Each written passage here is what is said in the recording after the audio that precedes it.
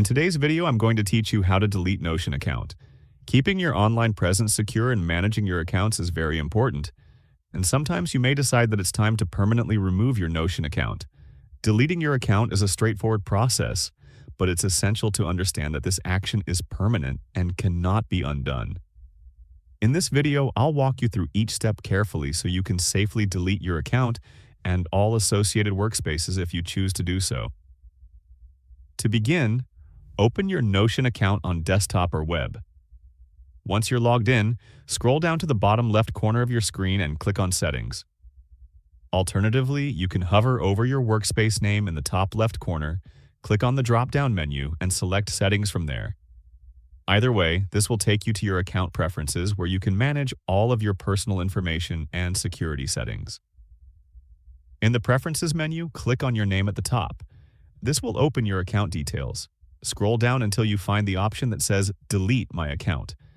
This is the feature that allows you to permanently remove your Notion account, along with all associated workspaces. It's important to note that once you delete your account, all your personal data, private workspaces, and any content within those workspaces will be permanently deleted and cannot be recovered.